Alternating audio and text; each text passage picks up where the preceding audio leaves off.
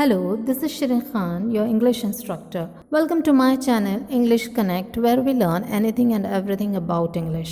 Today's topic: explanation of an astrologer's day.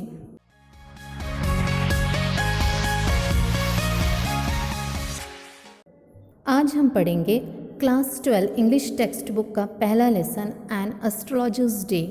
The writer is R K Narayan, जो कि एक जाने माने नॉवलिस्ट हैं। एस्ट्रोलॉजर का मतलब होता है ज्योतिषी, जो हमारा भविष्य बताता है। कहानी बहुत सिंपल है। दो मेन कैरेक्टर्स हैं, एक ज्योतिषी और एक गुरुनायक। Now this is line to line explanation of the lesson, so let's start. हर दिन की तरह दोपहर में उसने अपना बैग खोला और सामान फैला दिया। उस सामान में 1 डज़न कौड़ियाँ, कपड़े का चौकोर टुकड़ा, नोटबुक, खजूर का पत्ता था जिस पर कुछ लिखा हुआ था। उसके माथे पर भस्म और सिंदूर लगा था, जिससे माथा चमक रहा था। ग्राहकों को ढूंढते रहने से उसकी आंखों में चमक थी, पर उसके भोले भाले ग्राहकों को वो चमक दिव्य लगती थी। सर पर केसरिया पगड़ी थी, जो उसके व्यक्तित्व को और प्रभावशाली बनाती थी। जिस तरह मधुमक्खियां फूलों की तरफ आकर्षित होती है, उसी तरह लोग इस ज्योतिषी की तरफ खींचे चले आते। टाउन हॉल पार्क से गुजरती हुई सड़क के किनारे पर एक इमली के पेड़ के नीचे वो बैठता था, और वो जगह ज्योतिषी के लिए बिल्कुल सही जगह थी। सुबह से शाम तक वहाँ बहुत भीड़ रहती थी। वहाँ हर तरह का सामान बेचने वाले थे, जैसे दवा बेचने वाला, चोरी का सामान बेचने वाला, जादूगर, सस्ते कपड़े की नीलामी करने वाला। सबसे ज्यादा शोर मूंगफली बेचने वाले का होता, जो रोज अपनी मूंगफली को नया नया नाम देता और उसके पास भीड़ जमा होती। उस भीड़ में से कई लोग ज्योतिषी के पास भी आते। मूंगफली वाले के पास जो आग जलती, उसकी रोशनी से ज्योतिषी अपना काम चलाता। उस जगह पर म्युनिसिपैलिटी के लाइट्स नहीं थे, आसपास की दुकानों के लाइट्स की रोशनी आती। ज्योतिषी कभी भी ज्योतिषी बनना नहीं चाहता था। वो ना तो दूसरों के भविष्य के बारे में जानता था और ना ही अपने। जिस तरह उसके भोले भाले ग्राहक ग्रहों और सितारों के बारे में कुछ नहीं जानते थे, वैसे ही ज्योतिषी को भी ग्रहों और सितारों का कोई नॉलेज नहीं था। वो लोगों को खुश और हैरत करने वाली भविष्यवाणी करता, जो उसने इतने सालों की प्रैक्टिस से सीखी थी। यहाँ ज्योतिषी का बैकग्राउंड दिया गया है। ज्योतिषी ने अपना गांव बिना सोचे समझे छोड़ा था। वो अगर आज वहाँ होता तो अपने पूर्वजों की तरह खेतीबाड़ी कर रहा होता, लेकिन उसे अचानक बिना किसी को बताए गांव छोड़ना पड़ा था। एक गांव वाले के लिए अपना गांव छोड़ना ये बहुत बड़ी बात थी। इंसान के प्रॉब्लम्स की उसे अच्छी खासी पहचान थी, चाहे वो प्रॉब्लम शादी, पैसे या रिश्तेदारी की हो। इतने सालों की प्रैक्टिस से उसे ये समझ आई थी। 5 मिनट के अंदर वो बता देता कि क्या गलत था। एक सवाल का जवाब देने के बदले वो अपने ग्राहक से 3 पाई लेता था। कम से कम 10 मिनट तक वो दूसरे को बोलने देता और अपना मुंह नहीं खोलता था। दूसरे के 10 मिनट की बात से उसे कई सारे जवाब मिल जाते। वो बड़े ध्यान से सामने वाले की हथेली को देखता और कहता, तुम्हें तुम्हारी मेहनत का फल नहीं मिल रहा है। अब 10 में से 9 लोग इस बात को मान लेते थे। या फिर वो सवाल करता, क्या तुम्हारे फैमिली में कोई ऐसी औरत है? वो औरत दूर की रिश्तेदार भी हो सकती है, जिसके रिलेशंस तुम्हारे साथ अच्छे नहीं हैं। वो सामने वाले के कैरेक्टर का खुलासा करना शुरू करता। वो कहता, तुम्हारी ज़्यादा प्रॉब्लम्स तुम्हारे स्वभाव, नेचर की वजह से है। शनि के रहते हुए तुम बदल भी कैसे सकते हो? तुम्हारा नेचर बाहर से बड़ा कड़क है। इस तरह से वो सामने वाले के दिल में अपने लिए जगह बना लेता, क्योंकि हर कोई ये समझता है कि मैं अंदर से तो बहुत ही अच्छे नेचर का हूँ। मूंगफली वाले ने आग बुझा दी, और ये इस बात का इशारा था कि ज्योतिषी ने भी अपना सामान उठा लेना चाहिए, क्योंकि वहाँ अंधेरा हो चुका था। कहीं से थोड़ी हरी रोशनी उसके सामने वाली जगह पर पहुँच रही थी। ज्योतिषी ने अपनी कौड़ियाँ और दूसरा सामान बैग में डालने लगा। तभी उस हरी रोशनी के बीच कोई आ गया। जब उसने ऊपर देखा तो एक आदमी खड़ा दिखाई दिया। ज्योतिषी को उस आदमी में अपना ग्राहक दिखाई दिया। वो उस आदमी से कहने लगा, तुम मुझे परेशान दिखाई दे रहे हो। अगर मेरे साथ बैठकर बात करोगे तो तुम्हारे लिए अच्छा होगा। उस आदमी ने कुछ बड़बड़ाया। ज्योतिषी फिर से कहने लगा। इस पर उस आदमी ने ज्योतिषी के नाक के नीचे अपनी हथेली रख दी और पूछा, तुम अपने आप को ज्योतिषी बुलाते हो? ज्योतिषी ने इसे चैलेंज की तरह लिया और उस आदमी की हथेली हरी रोशनी की तरफ मोड़ दिया। हमेशा की तरह ज्योतिषी शुरू हो गया। तुम्हारा स्वभाव, उसे बीच में रोकते हुए उस आदमी ने कहा, यह सब बंद करो, कुछ काम की बात बताओ। ज्योतिषी ने कहा, मैं हर सवाल के 3 पाई लेता हूँ और जो तुम्हें मेरे बताने से मिलेगा वो इन 3 पाई से काफ़ी ज़्यादा होगा। इस पर उस आदमी ने अपना हाथ खींच लिया और एक आना निकालकर ज्योतिषी की तरफ उछाल दिया। अब ये आना या पाई क्या होता है? आना, पाई ये पुराने ज़माने की करेंसी थी। जिस तरह आज हम रुपया यूज़ करते हैं, पुराने ज़माने में आना पाई यूज़ किया जाता था।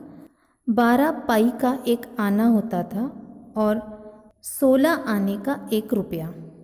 आदमी ने आना उछालते हुए कहा, मैं कुछ सवाल करूँगा।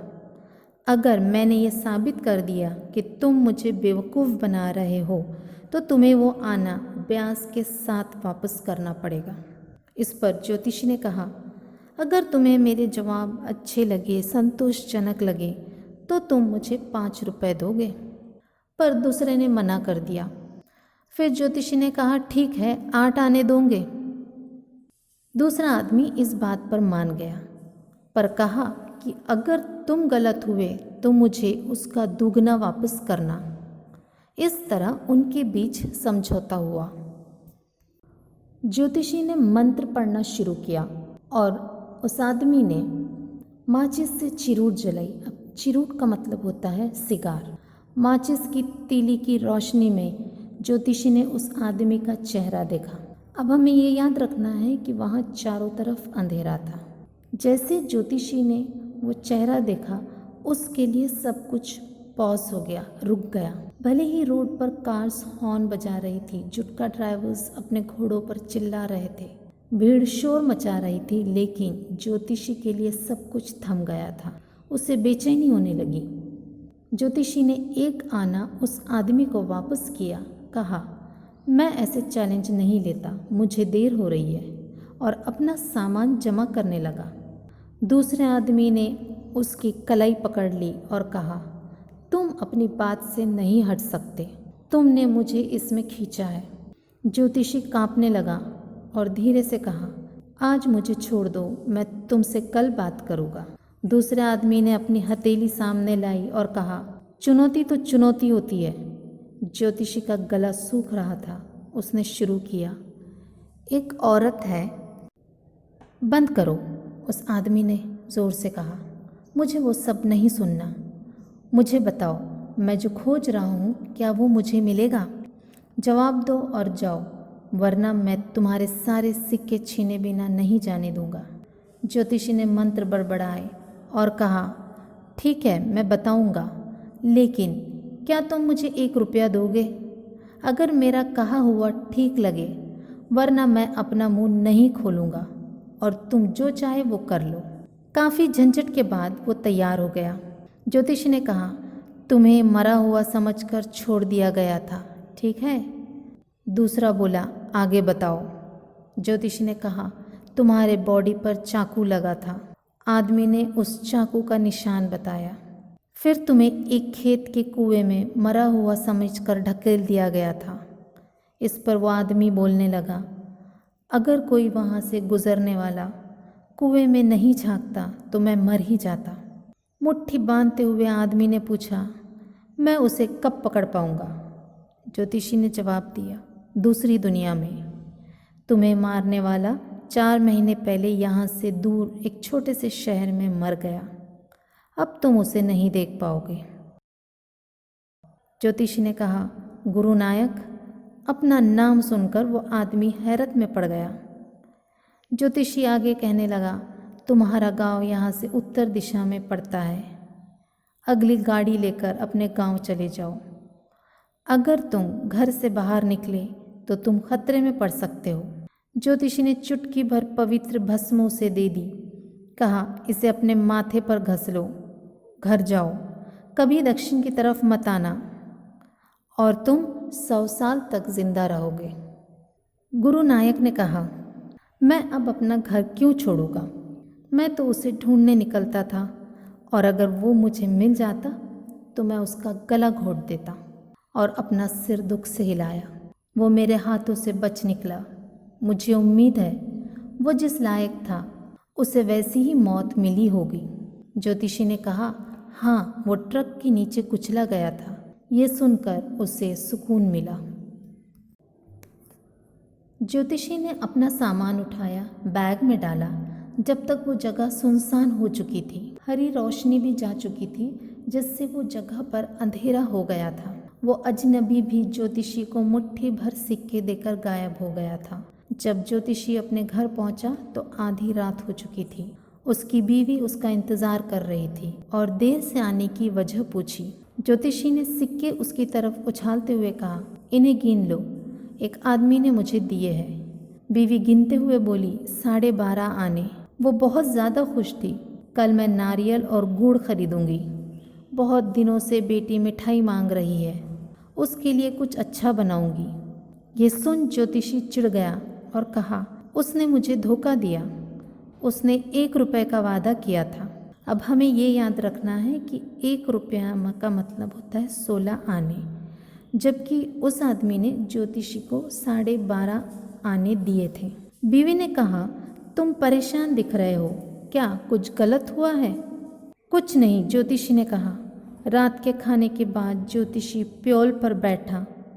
प्योल का मतलब होता है चबूतरा, जहाँ बैठ भी सकते हैं या लेटा जा सकता है। वो कहने लगा, क्या तुम्हें पता है, आज मुझ पर से बहुत बड़ा बोझ उतर गया।